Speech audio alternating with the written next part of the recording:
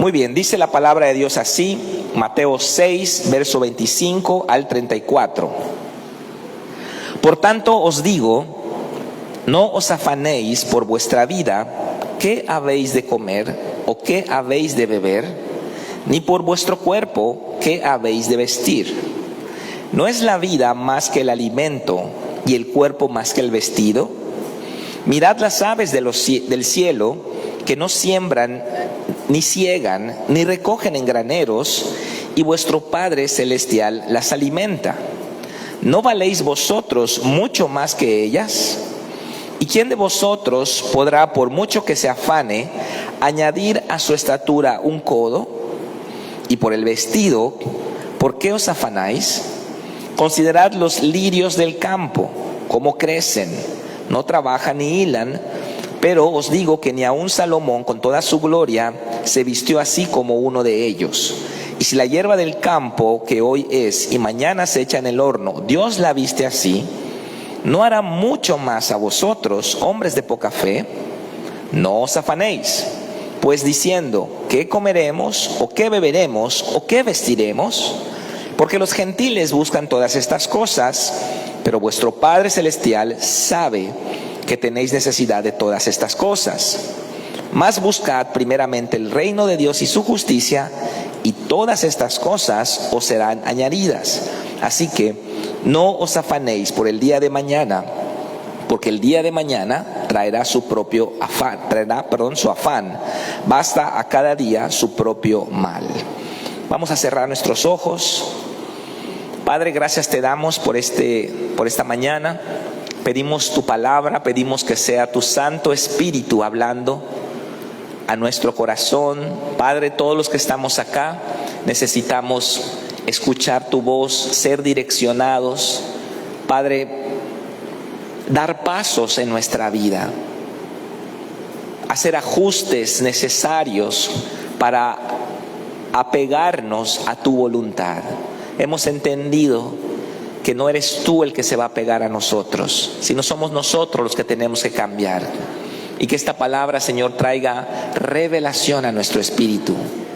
Y gracias, Padre, por este día especial que estamos acá sentados, como María, hermana de Lázaro, recibiendo aquella cosa que no nos será quitada, Señor, tu palabra, tu enseñanza, tu doctrina, Padre. Te damos gracias en el nombre de Jesús. Amén. Amén. No os afanéis, es el título del tema de hoy. Estamos en la sesión número 16 del Sermón del Monte. Hemos tenido ya 15 sesiones anteriormente. Si alguien que nos está mirando en las redes sociales o alguno de ustedes quiere darle seguimiento a toda la enseñanza desde Mateo capítulo 5, pues las 16 sesiones están en mi canal de YouTube, Pastor Carlos Cruz. Ahí le invito a que se suscriba, que le dé clic a la campanita para que reciba notificaciones, y ahí están todas las enseñanzas de esta serie del Sermón del Monte. Muy bien, el día de hoy vamos a dividir la enseñanza en una estructura de 5 puntos. Número 1, aplicación consecuente. Número 2, destinatarios del mensaje. Número 3, la presencia absoluta de Dios. Número 4, actitud de búsqueda. Número 5, promesa sin igual. Estos son los 5 puntos que le van a dar cuerpo al mensaje de hoy. Así que vamos a empezar con el primer punto, aplicación consecuente. Muy bien. Este versículo, este pasaje, no es un pasaje aislado como erróneamente pudiéramos tomar fuera de su contexto o aplicarlo a cualquier persona. No. Aunque en nuestra Biblia podemos ver una separación entre el verso 24 y el verso 25, en la mayoría de nuestras Biblias hay un párrafo de separación, hay un espacio de separación, pues sabemos que esa separación fue puesta por los editores de la Biblia. El escritor Mateo ni siquiera puso capítulos y versículos. Sabemos los que ya pasamos fundamentos que los capítulos se pusieron en 1234 y los versículos en 1551, y las separaciones de nuestros párrafos de la Biblia pues tampoco fueron obra de los escritores originales, ¿no? ¿Cuál es el problema de esto? Que pudiera ser que divorciemos un pasaje de otro pasaje, y eso es un error. Si yo divorcio el verso 25 del verso 24, entonces estamos cometiendo un error hermenéutico, exegético, no estamos haciendo un buen análisis de la palabra de Dios y pudiéramos hacer una aplicación incorrecta de la enseñanza que está en la Biblia. Ok, entonces no podemos divorciar los pasajes. Es por eso que dice la palabra, el versículo 25, por tanto os digo. Esta frase, por tanto, Jesús nos está diciendo, les voy a dar la aplicación consecuente partiendo de la enseñanza que les acabo de dar. Es como que yo le diga a usted, cómprese un suéter. Y usted va a decir, bueno, ¿por qué? Si no hay frío. Pues se me hace que el pastor quiere vender suéteres y me está queriendo que yo le compre un suéter. No, yo le digo, compre un suéter. Si yo solo le doy esa información, no tiene mucho sentido. Por ejemplo, hoy que hay calor. Pero si yo le doy una enseñanza previa y yo le digo, bueno, hay un pronóstico de que vamos a tener el invierno más frío en los últimos 10 años, es un ejemplo nada más. Por tanto os digo, cómprese un suéter. ¿Ok? Entonces es una aplicación consecuente basada en la información anterior. Esa es la conexión que hace el verso 25. El verso 25 nos dice que no podemos divorciar el verso 24 de lo que va a decir a continuación el Señor hasta el verso 34, ¿verdad? Porque los versículos se pusieron después, las separaciones no las hizo Mateo. Así que vamos a ver qué dice el verso 24. Si todo lo que viene a continuación depende del verso 24, pues regresemos al verso 24, que fue lo que vimos la semana pasada. Dice el verso 24, ninguno puede servir a dos señores, porque o aborrecerá al uno y amará al otro, o estimará al uno y menospreciará al otro.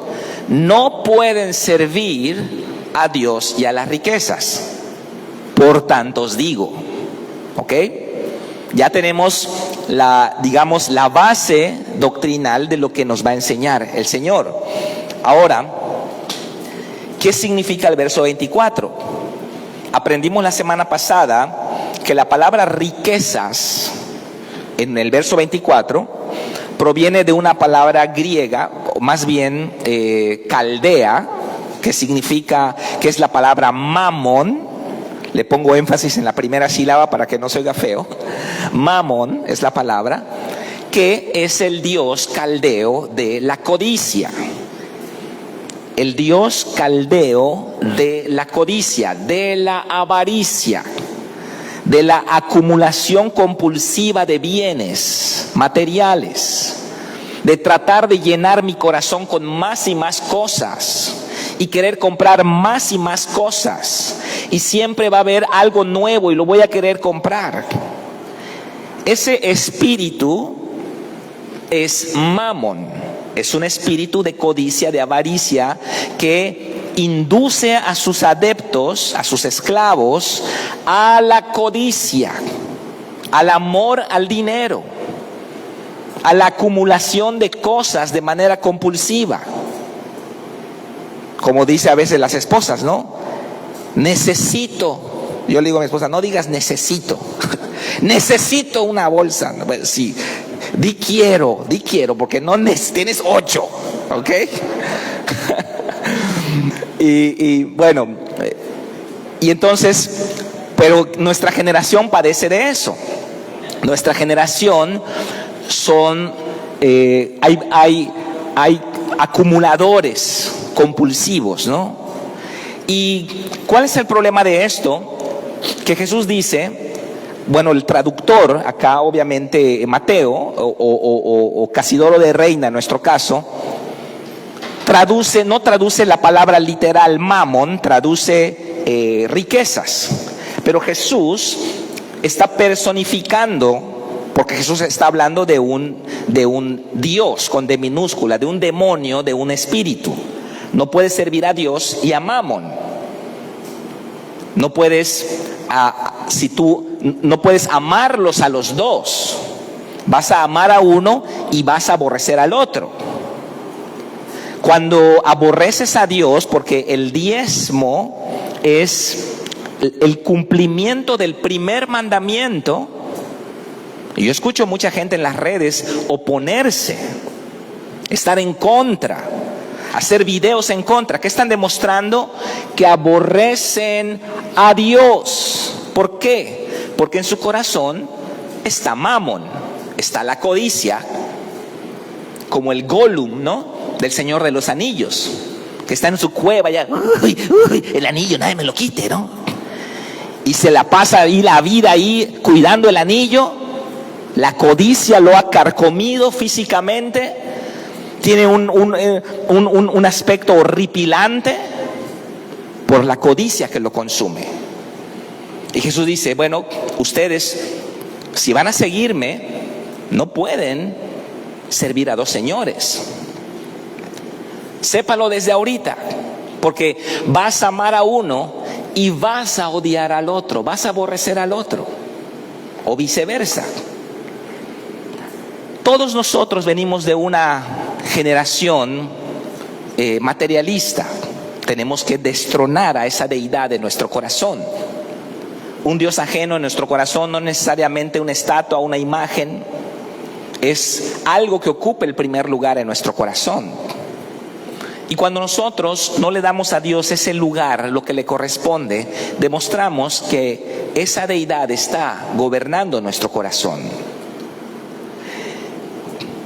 Entonces dice, por tanto os digo, voy a parafrasear.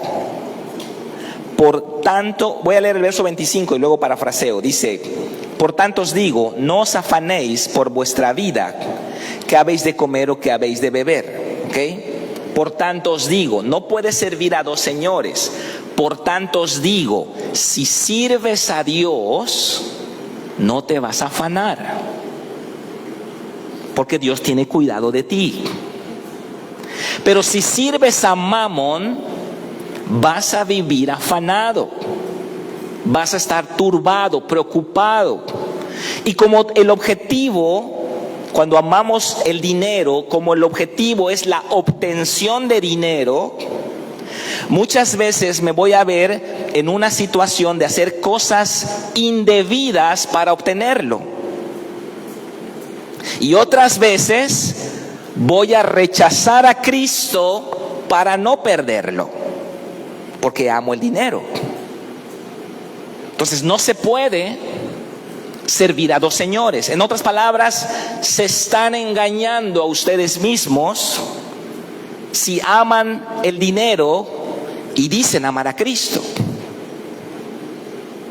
Por eso comentaba el pastor Raúl la semana pasada, Jesús habló mucho de dinero. ¿Por qué? Porque es algo pegado al corazón. Porque es algo que está en el trono del corazón y nuestro Padre quiere saber si Él es Dios en nuestro corazón. ¿Cómo lo puede saber? Cuando le obedecemos, se lo demostramos. Cuando no le obedecemos, aunque cantemos y lloremos, estamos en un cristianismo romántico todavía, sentimental todavía, emocional todavía. No hemos cruzado a la madurez espiritual donde obedecemos al Señor, aunque aparentemente en el momento parezca no convenirnos. Nunca la obediencia va a resultar en prejuicio suyo, hermano. Nunca la obediencia le va a dañar. Los mandamientos de Dios no son gravosos, dice el apóstol Juan, y siempre va a haber un beneficio para los que obedecemos. Aunque, como dijo el pastor Raúl recién, no por eso lo hacemos, sino para honrar a nuestro Padre. Qué bueno que hay bendiciones para los que obedecen. Qué bueno que Dios nos bendice por obedecer. Así que si nosotros servimos a Dios, No vamos a vivir afanados, preocupados, angustiados, como el mundo. Detrás de ese espíritu crítico que hay en mucha gente que está atacando el diezmo, la práctica del diezmo, se agazapa un espíritu mamón, un espíritu de codicia. Y no estoy hablando de gente rica necesariamente. Mucha gente de escasos recursos tiene esto en su corazón. Incluso esa es la razón por la que no salen adelante también. Así que, ¿a quién vamos a servir?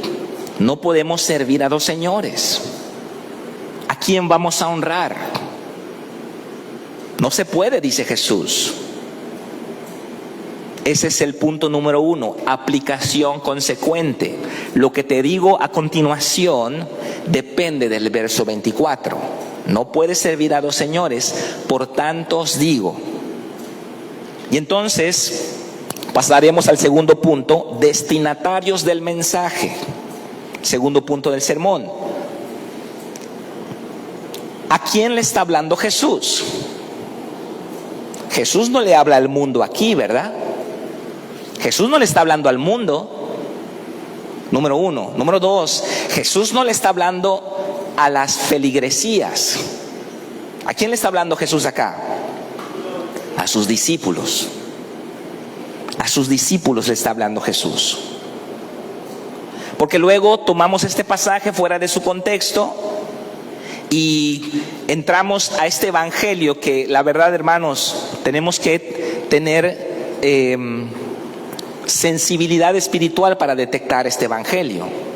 El evangelio del bienestar, un evangelio humanista que pone al hombre el centro y a Dios orbitando alrededor del hombre, buscando bendecir al hombre. Entonces, este evangelio pinta un Dios que no es el Dios de la Biblia.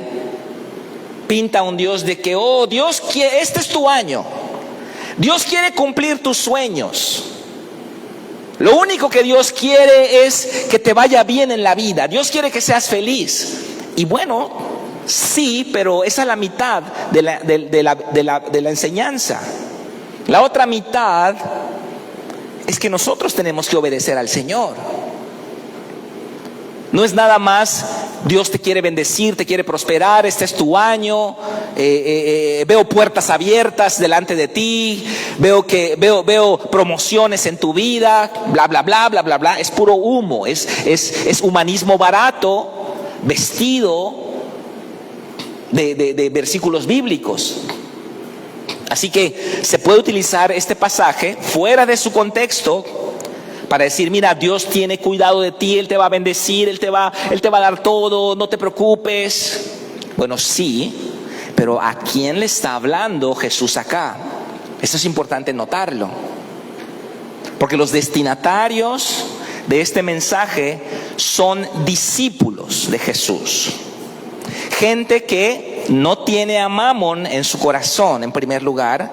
Gente que se preocupa, como dice el versículo 1 del capítulo 5, en hacer justicia, el emozón, hacer las cosas bien. Gente que está orando, ayunando, dando, que tiene una visión correcta, como ya vimos en todo el capítulo 6. Para ellos va a aplicar esto.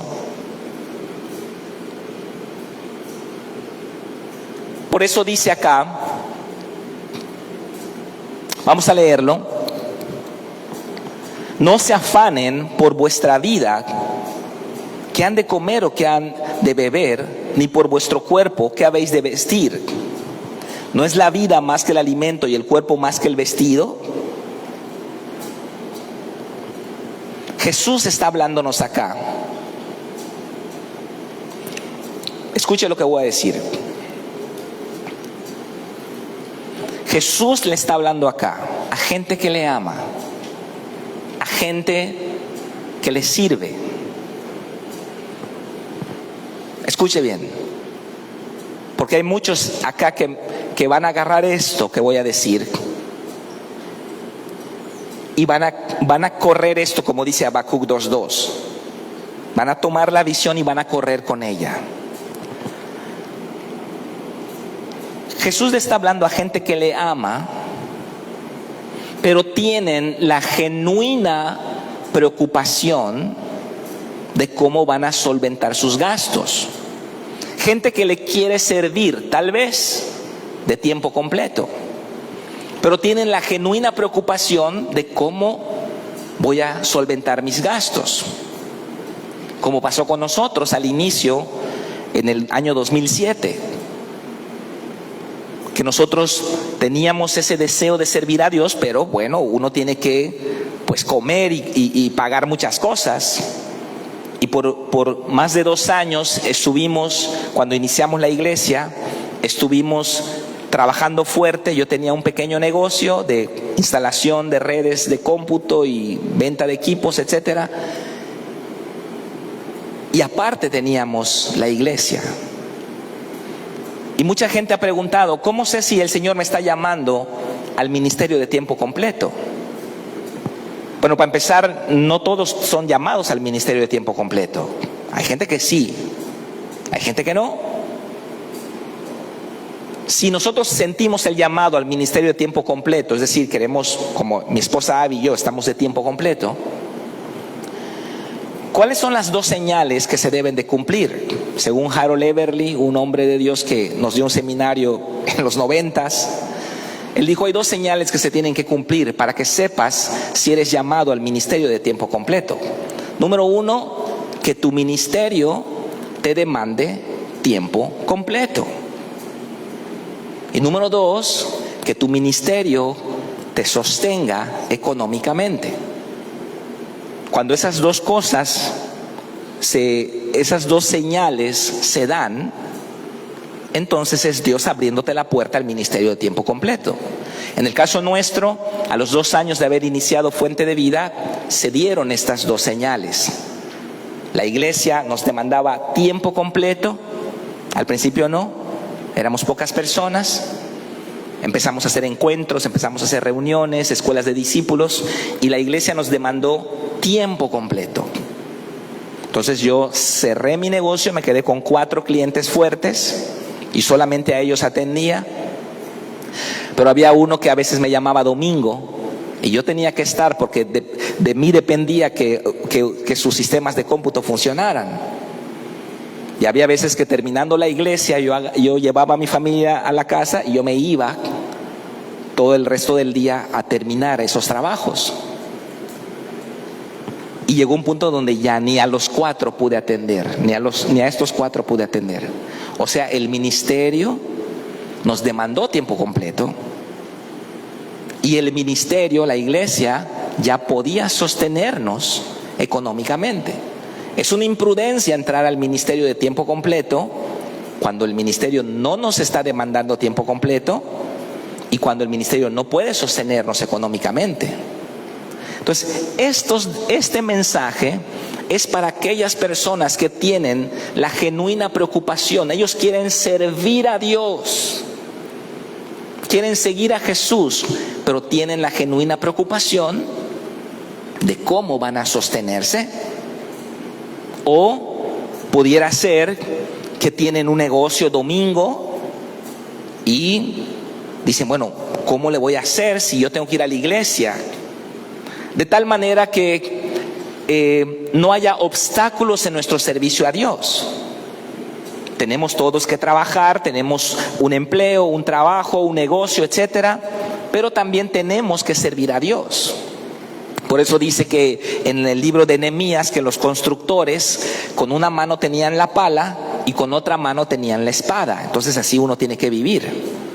Con una mano en el ámbito secular trabajando y con la otra mano en el reino de Dios, siendo líder de célula, atendiendo las cosas de la iglesia. Pero siempre está la genuina preocupación. ¿Cómo le voy a hacer? ¿Cómo le voy a hacer, pastor, si mi venta es domingo y tengo que venir a la escuela de discípulos? ¿Cómo le voy a hacer? Entonces, para ellos es este pasaje. No se afanen por vuestra vida, qué habéis de comer o qué habéis de beber, ni por vuestro cuerpo, qué habéis de vestir. ¿No es la vida más que el alimento y el cuerpo más que el vestido? Miren las aves del cielo, que no siembran ni ciegan ni recogen en graneros, y vuestro Padre Celestial las alimenta. ¿No valéis vosotros mucho más que ellas? Si sirves a Mamón, vas a vivir angustiado, vas a vivir afanado. Muchas veces te vas a ver haciendo cosas indebidas para obtener dinero. Y muchas veces vas a dejar a Jesús para no perder dinero. Pero si me sirves a mí, si sirves a Dios, tú vales más que las aves del cielo. Tú vales más que los lirios del campo. Si Dios, a quien sirves, viste los lirios del campo de una manera tan hermosa, y ustedes valen más que los lirios del campo, ¿no hará así mismo con ustedes, hombres de poca fe?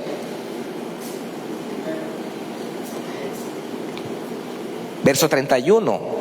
No se afanen pues diciendo: ¿qué comeremos? ¿O qué vestiremos? ¿Cómo le vamos a hacer si servimos a Dios? ¿Cómo le vamos a hacer si vamos al Congreso, pastor?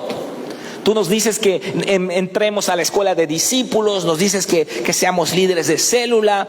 ¿Cómo le vamos a hacer si tenemos cosas en la vida que valer? Yo no creo que Dios esté en contra de que paguemos nuestras cuentas. Por supuesto que no. Pero cuando nosotros servimos a Dios, dice acá la palabra de Dios, que Él va a ocuparse de nosotros. Por eso aparece tanto la palabra afán. Porque los gentiles buscan estas cosas. Los gentiles se preocupan. Los que no me conocen se preocupan. Tú me conoces. Tú eres mi hijo. Por eso también aparece mucho la palabra Padre. Pero vuestro Padre Celestial sabe de qué necesidad tenéis. Sabe vuestra necesidad. Y acá es donde entro al punto número 3 del mensaje: la presciencia de Dios. No la presencia, la presciencia. Presciencia es el conocimiento previo que tiene Dios de todas las cosas. No es que allá hay una película, como algunos malinterpretan. Bueno, ya está la película y estamos viviendo en diferido. Ya pasó todo y estamos viviendo en diferido. No, no es así. Dios nos acompaña en la línea del tiempo. Aunque Él está por encima del tiempo, Él nos acompaña en la línea del tiempo. Pero Dios sabe, en el caso de Vero, por ejemplo, todas las ramificaciones posibles que van a surgir en tu vida por una decisión que tomes. Por un sí o por un no, toda la ramificación que va a conllevar, Él lo sabe todo. Esa es la presciencia de Dios. Él conoce todas las posibilidades, valga la redundancia, posibles que pueda suceder en una vida, todos los caminos. Y entonces yo sí creo en la predestinación, pero creo en la predestinación dinámica. Es decir, Dios ya me trazó una línea a mí, Carlos Cruz, y Él quiere que yo camine por esa línea. Pero si yo no camino por esa línea, pues yo soy el que lo está haciendo. Yo voy a perder. No es que es la voluntad de Dios. Ay, me fui con otra mujer, ni modo, es la voluntad de Dios porque nada escapa a su voluntad. No era la voluntad de Dios. Nunca fue la voluntad de Dios. Yo me salí de la línea que Él trazó para mí. Y en la presciencia de Dios, Él tiene el conocimiento pleno de toda mi necesidad. Por eso dice hombres de poca fe, porque pensamos que Dios no está pensando en nuestra necesidad. Pero muchos de ustedes que vinieron ayer a trabajar, ustedes van a ver esa recompensa. Y ustedes van a ver cosas que dijeron: oye, esta bendición yo no la esperaba, pero llegó. Es Dios mostrándonos: si me sirves a mí, nada te va a faltar. Si me sirves a mí, todo te será añadido. Por eso la Biblia también dice que todos nuestros cabellos están contados. Y yo no creo que sea una metáfora, yo creo que es literal.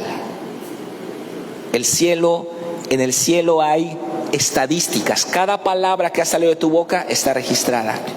Cada pensamiento está registrado.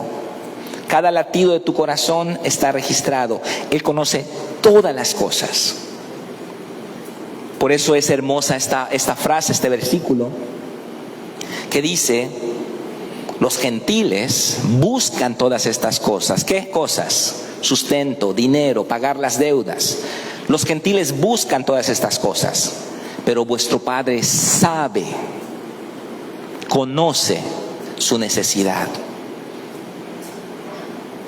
Con toda la convicción que hay en mi ser, puedo decirle que la decisión más importante en mi vida, después de aceptar a Cristo y casarme con Abby, es servir a Jesús. Servir a Jesús.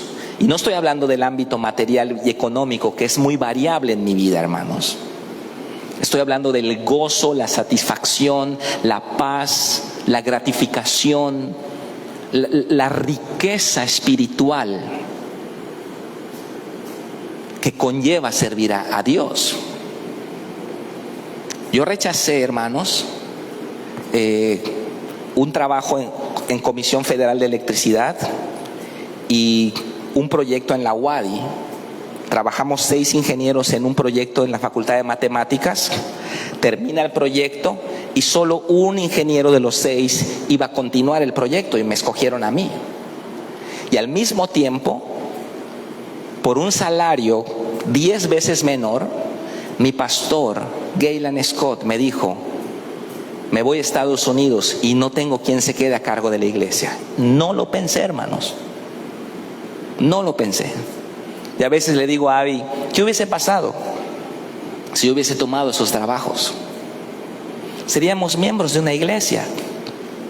Llegaríamos los domingos con nuestros hijos a la iglesia y nos regresaríamos a tratar de salir adelante. Eso hubiese pasado. No se afanen, no tengan miedo de servir a Dios. No tengan miedo que piensen: ay, si me meto tanto en la iglesia, ¿qué va a pasar? No voy a poder manejar esto. Ay, la pastora me está pidiendo que me meta con los niños. No tengan miedo, no se afanen. Sirvan a Cristo, sirvan a Dios. Dios conoce su necesidad. Él sabe que hay cosas que pagar. Él sabe que hay gastos en la casa. Él lo sabe. Pero ¿cuál es el principio espiritual? Trabaja en mi casa y yo trabajo en la tuya. Ese es el principio espiritual.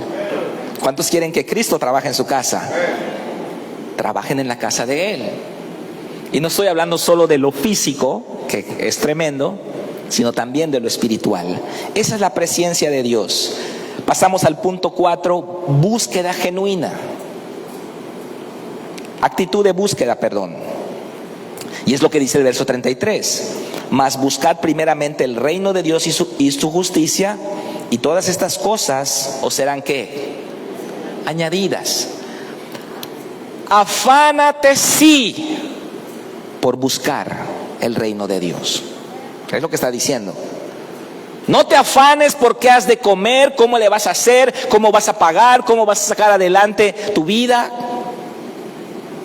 Yo he escuchado mujeres decir: ay, pastor, ¿qué voy a hacer? No voy a dejar al infeliz que me está poniendo los cuernos porque ¿qué voy a hacer? Yo digo: sirve a Jesús. Él te va a sostener. Tengamos fe en Dios.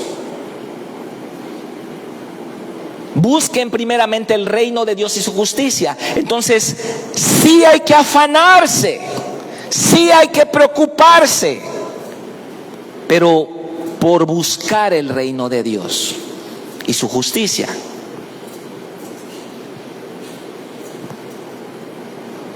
Preocúpese por esas cosas. Si ya pasó una semana y usted no ha diezmado, preocúpese.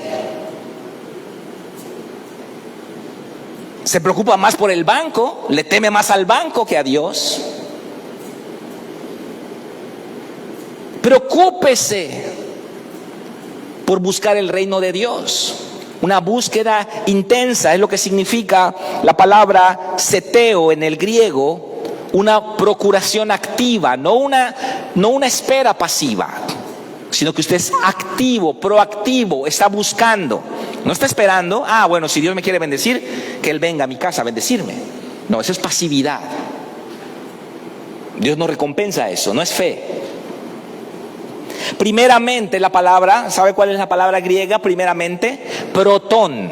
La palabra protón, sabemos que la palabra viene de los protones, los neutrones y los electrones, ¿no? ¿Qué significa? En primer lugar, antes que nada, primero que todo, es la sustancia que sostiene la materia, los protones. Entonces, por ejemplo, si nosotros vemos este teléfono, ¿no? Y descomponemos, vamos a encontrar cristal, plástico, etcétera. Pero si vamos al cristal, vamos a encontrar más elementos, así hasta que lleguemos a los protones. O sea que es lo primero. Buscar primeramente el reino de Dios significa que la motivación más profunda de nuestro corazón es buscar a Dios. Su justicia, su reino y su justicia. El reino es lo espiritual. Busque lo espiritual. Ore, lea la Biblia, ayune, venga a la iglesia, no falte a su célula. Busque lo espiritual, el reino de Dios. Y su justicia. ¿La justicia de quién? Del reino de Dios. El sujeto es el reino de Dios. Y acá no usa la palabra elemoson, que usa el capítulo 5, sino usa la palabra diacoson, que significa rectitud. Busque el reino de Dios y haga las cosas como Dios manda. Y terminamos con la promesa sin igual. Quinto punto. Promesa sin igual. Todas las cosas te serán añadidas. Todo lo que necesitas va a venir a ti cuando lo necesites. Preocúpate por buscar el reino de Dios y su justicia. Todo lo demás, promesa sublime, te será añadido. ¿Cuántos dicen amén? Dale un aplauso fuerte a Jesús.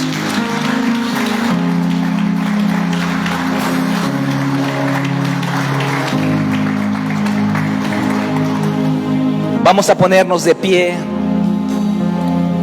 No sirva a dos señores.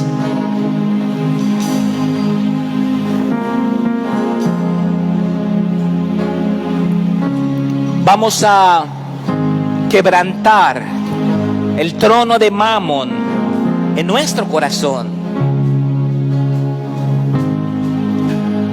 Yo sé que hay preocupaciones genuinas, válidas. ¿Cómo le voy a hacer, pastor? Necesitamos cubrir pagos en la casa. ¿Quieres que vengamos al desayuno? ¿Quieres que diezmemos, que ofrendemos, que vengamos a trabajar?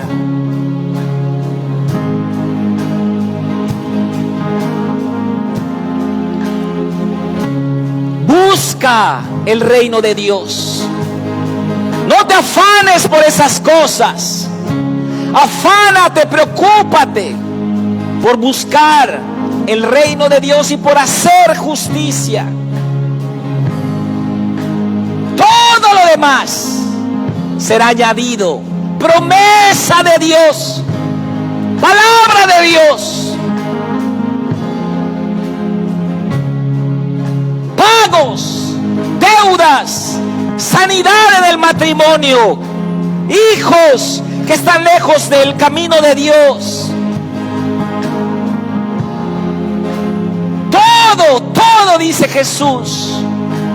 Los gentiles buscan estas cosas, pero no me buscan a mí.